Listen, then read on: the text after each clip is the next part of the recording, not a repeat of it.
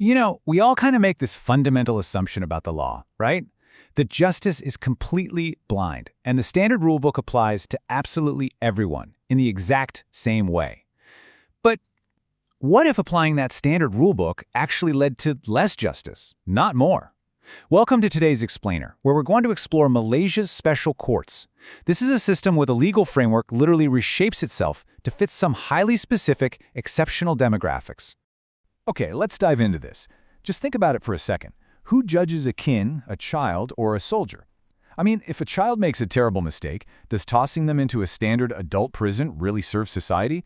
Probably not. Or if a monarch is involved in a personal legal dispute, how in the world do you balance the rule of law with constitutional sovereignty? And then there's the military. If a soldier disobeys an order, that isn't just your average workplace dispute, right? That could literally be a threat to national security. The ordinary magistrate or high courts just aren't equipped for these incredibly unique challenges, and that is exactly why specialized jurisdictions have to exist. So, here is our docket for today's Explainer. We're going to start with the special courts of Malaysia broadly, look at youth and royal justice, step inside the court-martial, examine how they enforce military discipline, and wrap up with why specialized justice actually matters. All right, Part 1. Special Courts of Malaysia. Exceptions to the rule. Before we really get into the weeds of military justice, we first need to establish a core premise. Civilian courts simply do not work for every single demographic. Moving on to Part 2. Youth and royal justice, rehabilitation, and the rule of law. Let's look at our first two examples to see how these special courts adapt to very, very different societal needs. And this brilliantly illustrates the massive contrast we're dealing with. On one hand, you have a system designed almost entirely to save a young person's future. Its main goal? Rehabilitation and welfare. On the completely opposite side of the spectrum, we have a system designed to check royal immunity. Its purpose is to ensure constitutional equality and the rule of law at the absolute highest echelons of society. So let's break down exactly how both of these actually work. Let's start with the kids. Under the Child Act 2001, the Court for Children handles cases for anyone under 18.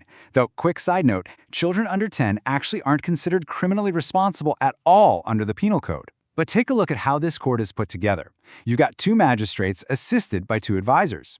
And here's the crucial part. The law specifically mandates that at least one of those advisors must be a woman. Why? Well, to make sure the welfare and the best interests of the child are front and center at every single step. Also, there's absolutely no death penalty here. Instead, they lean into probation, or they'll send youths to rehabilitation centers like the Henry Gurney schools. The whole architecture of this court is built on the belief that a young life can and should be redirected. Now, completely contrast that with the Special Court for Rulers. This was set up under Article 118 of the Federal Constitution. Basically, this court replaced what used to be absolute royal immunity. Just to give you an idea of how it used to be, there was this landmark case back in 1996, the Farida Begum case, where a foreigner's lawsuit against the Sultan of Pahang was actually dismissed precisely because of that old absolute immunity. But today, this special court ensures equality before the law for the young Dipertuan Agong and the Malay rulers in their personal capacities. And it is a heavy-hitting bench, let me tell you. It's 5 members chaired by the Chief Justice of the Federal Court. Plus, to stop frivolous lawsuits in their tracks, you literally can't even start an action with the express permission of the Attorney General. It is a highly, highly calibrated constitutional mechanism. Which brings us to Part 3. Inside the court-martial, the ultimate disciplinary framework. Now, I want you to imagine a workplace where misconduct isn't just a fireable offense, it's actually a serious crime. Now, what's really interesting about this slide is exactly who falls under this intense level of legal scrutiny. Under Section 2 of the Armed Forces Act of 1972, this applies to the regular forces. We're talking the Malaysian Army, the Royal Malaysian Navy, the Royal Malaysian Air Force, and any other force declared by the Yang Dipertuan Agong. Basically, if you wear the uniform, you are subject to a totally separate, highly rigorous legal reality. And this entire system is designed solely to maintain strict psychological and operational discipline within the ranks. Let's walk through the exact logic of how this is structured. According to Section 105, soldiers are uniquely judged by their direct commissioned peers and superiors. Notice how the required rank of the president actually scales up with the size of the court. So you might have a lieutenant colonel leading a 5-officer panel or a major leading a smaller one. And it gets more specific. These officers must belong to the exact same branch of service as the accused, and they have to have been commissioned for at least 2 years. So you aren't being judged by some random civilian jury. You are judged by fellow military professionals. That shared context is absolutely vital for maintaining strict internal discipline, because your judges instinctively understand the intense gravity of the military environment. All right, part 4. Enforcing military discipline, high stakes, and survival. Let's shift our focus from who sits on the court to the specific, extremely high-stakes powers they actually wield. In the military, discipline isn't just about, good behavior. It is quite literally about the survival of the unit and the nation.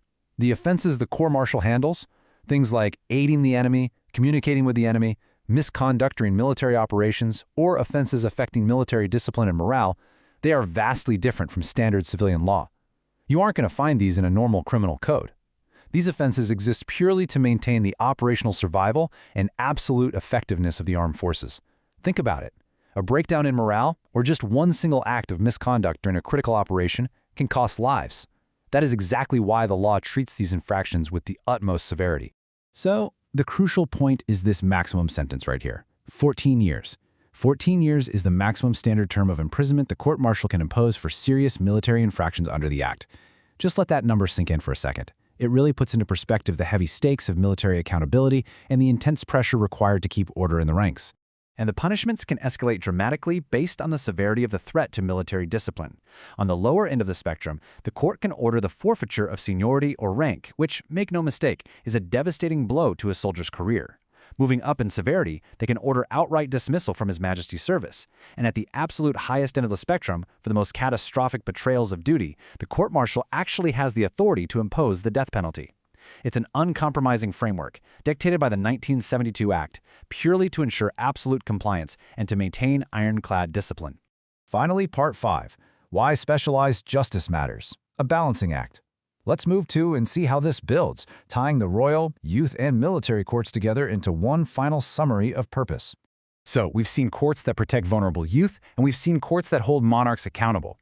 But regarding the military, I want to read this takeaway directly from the source material because it really hits the nail on the head regarding their core philosophy. Quote, "The court-martial plays a crucial role in maintaining discipline, professionalism, and operational efficiency, protecting the integrity and security of the nation's defense forces," unquote. This incredibly strict framework doesn't exist just to oppress soldiers. It exists to ensure ultimate accountability, which at the end of the day guarantees the security of the entire nation. Which leaves us with this final thought to really ponder. We've seen how specialized courts tailor justice to fit the exact circumstances of the people they serve. But when it comes to the ultimate disciplinary framework of the military, does a separate justice system protect the nation by ensuring absolute operational efficiency? Or does it simply isolate the soldier from civilian norms? It's a really profound question about the fragile balance between justice, absolute discipline, and the sheer authority required to defend a country. Thank you so much for joining me on this explainer today. I really hope this helped you see the legal system in a completely new light. Keep questioning and keep learning.